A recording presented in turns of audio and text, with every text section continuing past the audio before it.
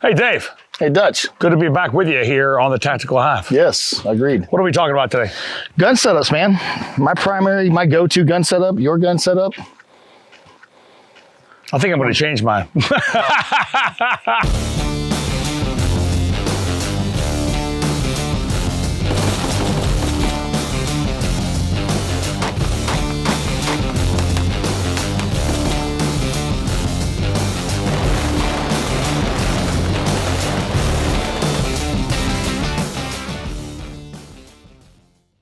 Yeah, I've had it this way for quite some time. I have mine set up like I had it set up when I was in the Western Euphrates River Valley or elsewhere in Southwest Asia. So, yeah, I'm definitely going to change some stuff on mine.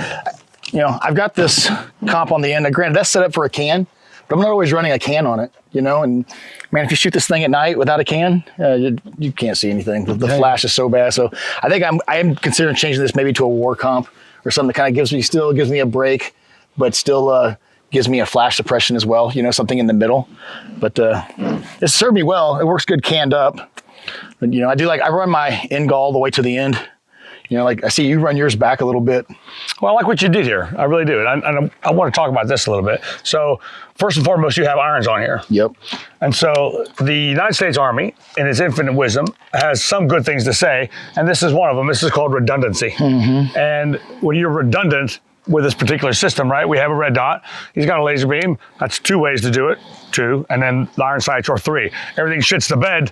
You got iron sights to work with. Now, I know some professionals out there that'll tell you, no need for iron sights. I never used my iron sights. I don't use iron sights. I don't care about iron sights. Hear it all the time. But dude, it doesn't take up much room, and it certainly doesn't take up any weight. I'd rather have it not need it than need it not have it. Bam. No, I like where you're headed with that.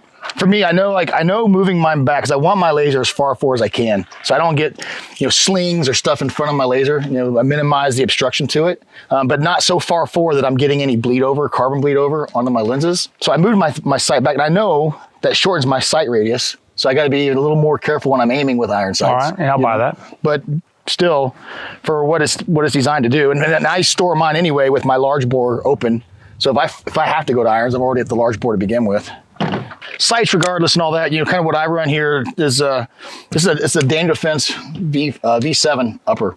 Okay. And really the biggest reason I like about the V7s, one is their bolt-up system is one of the strongest. Like when they patented this, they patented the locking screws go in line with the barrel. Right, so it sandwiches their barrel nut. They have one of the smallest barrel nuts and one of the lightest ones. So I'm a big fan of that. It's super rigid. The handrail for me fits. I don't like a gigantic handrail, sure. But I do have to run these. I have to run these rubber spacers because it's smaller, it gets hotter quicker. Sure enough. But I'm a big fan. Another nice thing about Daniel Defense is there's a lot of carbon. There's a lot of cold hammer forged barrels out there and stuff. DD also cold hammer forged barrels, but one thing they do different is last step of their barrel making process, they cold hammer forge their chambers as well. So you'll never have a misaligned or misreamed or improper chamber. It's always built off the same mandrel. Cool. And that's a DI gun, right? That is a DI gun. Being direct impingement for you guys out there. So this one in particular is a POF, right? Made from the good folks in Phoenix, Arizona, the Patriot Ordnance Firearms. It is a piston gun. So it's slightly heavier than that Daniel Defense, but it's pretty much set up like my gun was, again, when I went to combat. So EOTech 3x. This is the earlier gen version of the Engall. This is the App Tail. But it's still the same kind of thing, just a little bit bigger and less sexy. I also run iron sights as a redundancy, as you can see there. We run the same type too. Yeah. They're both the Imbus Pros. Magpul. Yep. All right. I run my light up here, and it's a larger light. I run this light up here on the left-hand side with my switches on the right because that's just the way I mount my rifle. I have thought about switching it, but just haven't done so. I'm thinking now really about moving this laser beam farther up and then taking this iron sight back and see how that works for me, and maybe switching those switches up top here. We'll see. But I really like how I grip my rifle too is interesting. Maybe not to everybody, but I point my finger up here. So, because I know when I point, I go back and forth. I know that where my finger goes, my eyes will go.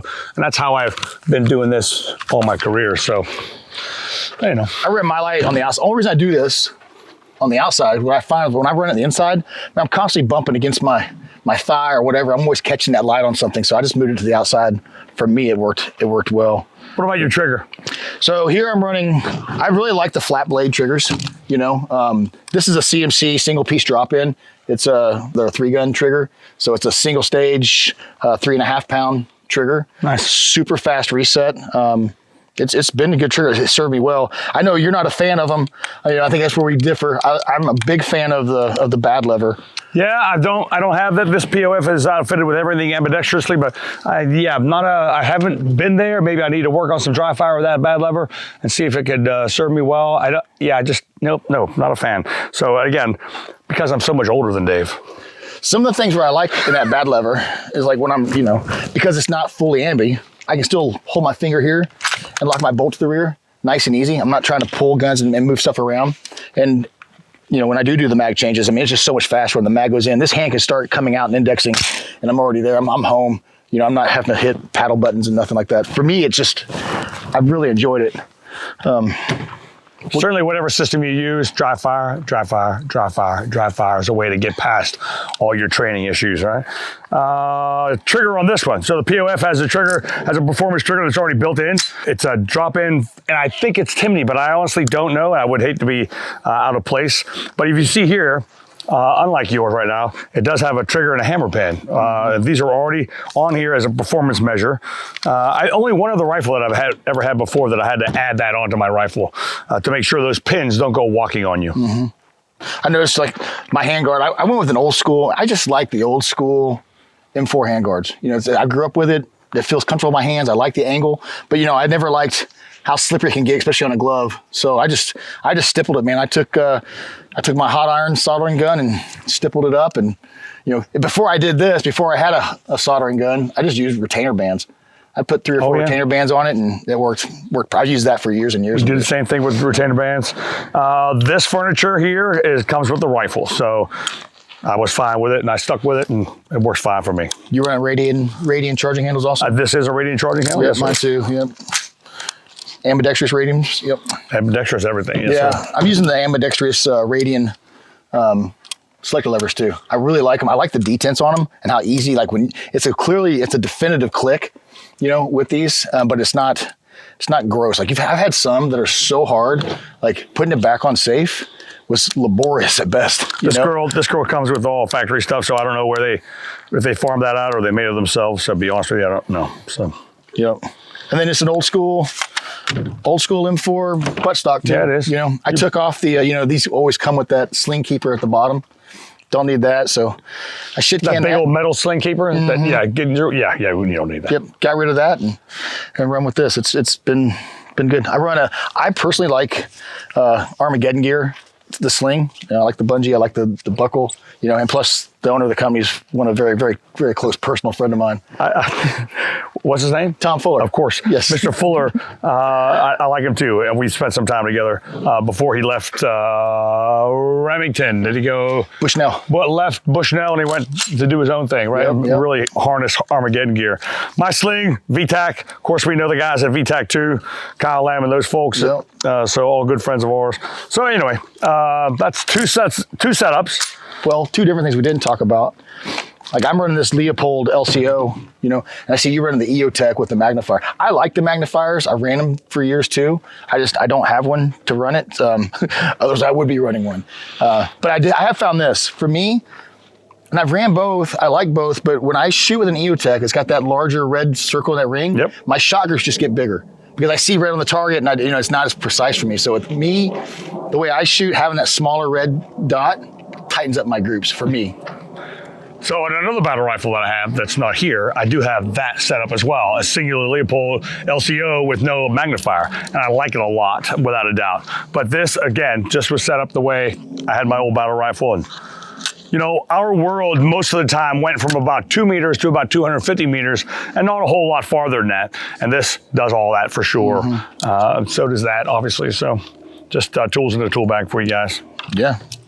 One of the things a lot of folks ask us is, why a setup like this? Why a singular red dot? Why the EOTech with the 63 MOA ring instead of an LPVO, right? Yeah. And I like LPVOs. You know, I use one on my 3-gun gun, you know, but this task and purposed for that specific game or event that I'm doing, you know. LPVO, single dot, scope, right? These are all tools. And again, my world goes from 2 meters to 250. I did on one occasion go to Afghanistan with 2 different uppers. I had a small upper like this and I had a much larger upper with a Schmidt and Bender on it. And it was a great scope, but it's a tool for a reason. If I really had to reach out, if we're going on a different mission set, I reached out and went and got one. So we would use that. Otherwise, this thing will still reach out. You know, it'll still go to easily 300 and past that. But this was my world. It keeps it simple. And again, when we talked about in previous videos, we talk about the cortisol dump. We talk about the heart rate elevation. We talk about a lot of things.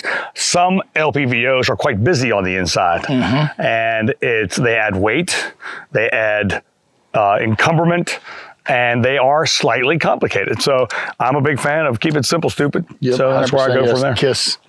You know, there's a life hack for you guys out there that run your flashlights high like this, and especially if you're running a break similar to this, right? These things your screens will get black. They'll black with all the carbon buildup. The best thing I've found to get rid of that, believe it or not, is CLR. How about that? Yep, little CLR, let it sit on there, it cleans right off. And I've tried everything else under the sun like you have, I know. But I was really impressed with how quickly that just cleaned it right up. Cool. Hey, one of the other things too we don't talk about is, like I said, we both have the same type of laser beams. Mine's older generation, his is newer. The evolution of why we have this on here and why we use it more often in the later days than we did rather in the early days. With close quarter battle, if we can, we probably won't be able to see this on film, but without a doubt, if you're coming into a room as number 1 man and you're at gun retraction, and you're activating your light and your laser beam onto a target, you can see this long before you ever have to come to cheek to stock weld. So you understand how that works. So in our world at the number 1 man, again, if I'm button hooking somewhere and go to gun retraction, and I'm still activating my light and laser beam, I can engage those targets confidently at the 5, 7, 10, 15, 25 meters, long before I come up to a cheek to stock weld where I get that precise shot.